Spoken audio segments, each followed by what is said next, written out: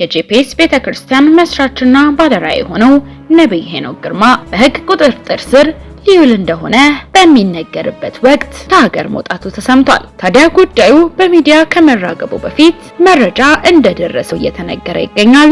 በዝርዝር የምትሰሙት ይሆናል። በተጨማሪ መረጃ በተለያየ ድንቅ መልእክቶቹ እንዲሁም በወንጌል አማኞች ዘንድ እጅግ ተወዳጅነትን ያተረፈው ነብይ ሄኖክ መንግስቱ ወይንም ሄኖክ ሲንገሌ የይቅርታ መልእክትን አስተላልፏል። በሌላኛው መረጃችን ዘማሪ አገኘው ይደግ ያስተላለፈው መልእክት አለ፣ የምትሰሙት ይሆናል።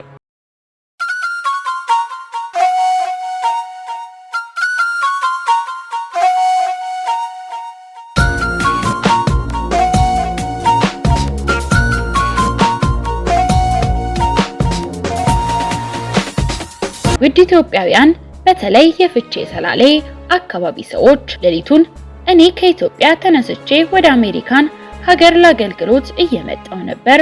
አየር ላይ እያለው በሶሻል ሚዲያ በተለያዩ ዜናዎች አንድ የተቆረጠ አጭር ንግግር የፍቼ ሰላሌን ሕዝብ እንደምጠላ አይነት ትርጉም ይዞ ብዙዎች ጋር ደርሶ አይቻለሁ። ለዚህ ንግግር ይቅርታ ለመጠየቅ ነው በፊታችሁ ያለሁት። በጣም በዛ አካባቢ ላይሉ ሰዎች ጠቅላላም እንዲሁ ለመላ ኢትዮጵያ ሕዝብ ፍቅርና አክብሮት ኖሮኝ ነው የማገለግለው። በማገለግልበት ቤተክርስቲያን የተለየ የብሔር የተለየ የአንድ ጎሳ ግሩፕ የለም። በቤተክርስቲያናችን የተለያየ የብሔር የተለያየ ጎሳ እግዚአብሔርን አብረን የምናመልክበት ስፍራ ነው። ስለዚህም በዚህ ንግግር ያሳዘንኳችሁ፣ በዚህ ንግግሬ ያስከፋችሁ የዚያ ቤተክርስቲያን ተወላጅ በጣም ይቅርታ ለመጠየቅ እፈልጋለሁ። ሌሊት ላይ እኔ እየተጓዝኩኝ ወደዚያ ሀገር እየመጣው ያለ በቤተክርስቲያናችን በተቋም ደረጃ በደብዳቤ ይቅርታ ጠይቀን ነበር። እሱም በቂ ስላልሆነ እኔ ራሴ በአካል ይህንን ሕዝብ ይቅርታ ለመጠየቅ እፈልጋለሁ። ይቅርታዬን እንድትቀበሉኝ በጌታ ፍቅር እጠይቃችኋለሁ። ከልቤ ወዳችኋለሁ፣ አከብራችኋለሁ። የዛ አካባቢ አመራሮች፣ በዛ አካባቢ በተለይም የመንግስት ቢሮዎች አመራሮች የተቀመጣችሁ ይቅርታዬን እንድትቀበሉ ደግሞ በዚያ ከተማ መጥቼ በአካል ይቅርታዬን የምጠይቅ ሕዝቡንም የማገለግል እድል እግዚአብሔር በቅርብ ያመቻችልኛል። በአጭር ቀን ውስጥ ወደ ኢትዮጵያ እመለሳለሁ።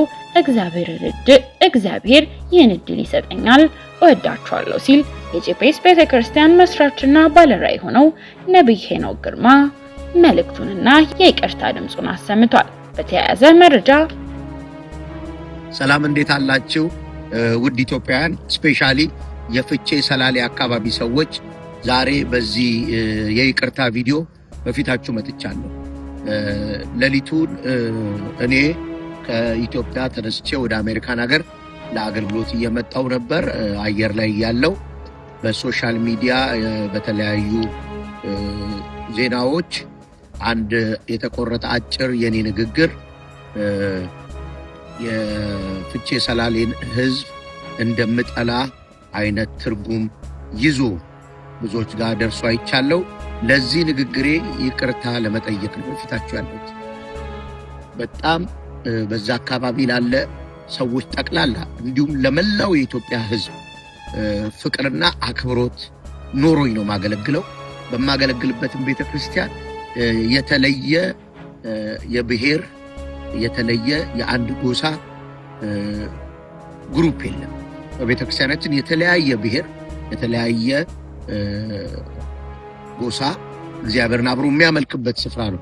ስለዚህ በዚህ ንግግሬ ያሳዘንኳችሁ፣ በዚህ ንግግሬ ያስከፋዋችሁ የዛ አካባቢ ተወላጆች በጣም ይቅርታ ለመጠየቅ በፊታችሁ በዚህ ቪዲዮ አለው።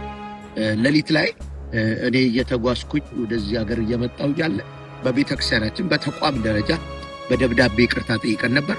እሱም በቂ ስላልሆነ እኔ ራሴ በአካል ይህንን ሕዝብ ይቅርታ ለመጠየቅ በፊታችሁ አለው። ይቅርታዬን እንድትቀበሉኝ በጌታ ፍቅር ጠይቃችኋለሁ። ከልቤ ወዳችኋለሁ፣ አከብራችኋለሁ። የዛን አካባቢ አመራሮች፣ በዛ አካባቢ ላይ በተለያየ የመንግስት ቢሮዎች በአመራር የተቀመጣችሁ ይቅርታዬን እንድትቀበሉ ደግሞም በዛ ከተማ መጥቼ በአካል ይቅርታዬን የምጠይቅበት ሕዝቡንም የማገለግልበትን እድል እግዚአብሔር በቅርብ ያመቻችልኛል። በአጭር ቀን ውስጥ ወደ ኢትዮጵያ መለሳለሁ። እግዚአብሔር ይህን እድል ይሰጠኛል። ወዳጅ በወንጌል አማኙ ዘንድ እጅግ ተወዳጅነትን ያተረፈው ነብይ ሄኖክ ሲንቀሌ ይቅርታ ለሰላሌ ክቡር ነው። ይቅርታ ለሰላሌ ትልቅ ቦታ አለው። ሰላሌ ሰው የተገደለበትን እንኳን ይቅርታ ከጠየቀ፣ ጉማ ከወጣ ጠላቱን እንኳን ይቅር ብሎ አቅፎ የሚኖር ህዝብ ነው። ይቅር ቢልም ሞኝ ያልሆነ ከአምላክ የሚያገኘውን በረከት የሚያምን ህዝብ ነው። ይቅርታ ብትሉ ይቅር ትባላላችሁ የሚለውን መጽሐፍ ቅዱስ ቃል ያከብራል። ሰላሌ ልበ ርኅሩህ ደግሞም ብልህ ህዝብ ነው። ጉዳዩ ጉማ ካወጣ በቀላሉ እንዳይነሳ፣ ጥላቻ እንዳይቀጥል ይቅር ተብሎ ከጉዳዩ ቤተሰብ በጉማ ተዛምዶ ይኖራል። እናም እኛ በንግግር ማህበረሰቡን የምናገለግል መጽሐፉንም እንደሚል ከብዙ ንግግር መሃል ኃጢአት አይጠፋምና ሰላሌ ድንገት ከነቢይ ሄኖክ አፍ በሰማው የሚያስቆጣ ንግግር ከላይ እስከ ታች መከፋቱን በሶሻል ሚዲያ አሳይቷል። ነቢይ ሄኖክም ይህን መከፋት ቦታና ትኩረት በመስጠት አንድም በደብዳቤ ሁለተኛም በቪዲዮ ህዝብ ሰላሌን ይቅርታ ጠይቋል። ይቅርታ ክቡር ነው። አጥፍቻለሁ ላለ፣ ተሳስቻለሁ ላለ ምህረት ይቅርታ ይደረጋል። ሰላሌ እንኳን በአፍ የሳተ ነፍስ ያጠፋንም በምህረት ያልፋል፣ ይቅርታ ይቀበላል። ነቢይ ሄኖክም ድፍን የኢትዮጵያ ህዝብና ሙሉ ሰላሌን ይቅርታ ከልቡ ጠይቋል። ነቢይ ሄኖክ ተባረክ። ይቅርታ የታላቅነትና የህዝብ አገልጋይ መለኪያ ነው። ህዝቡን ስላከበርክ በቻልከው ሰዓትና ጊዜ ይቅርታን ላዘነው ህዝብም አስተላልፈዋል። ሰላሌ ይቅርታህንም ይቀበላል አምናለሁ። አዎ ቀረብ ብዬ ስለማውቅ የተለየ ጥላቻ ከብሔር አንጻር ያለ ንቀፋ፣ ዘረኝነት በአንተ ህይወት አይቼ ስለማላቅ የንግግር ግድፈት እንጂ ክፋት እንዳልሆነ ተረድቻለሁ። በቅርቡም የሚያውቁ ከዚህ ንግግር የጸዳ እንደሆንክ ይመሰክራሉ። በአንደበቱ ማይስት የለምና ይቅርታ ግን ትልቅ አክብሮት ነው። ተባረክ ሲል ነቢይ ሄኖክ ሲንገሌ በማህበራዊ ድረገጽ ላይ መልእክቱን አስተላልፏል።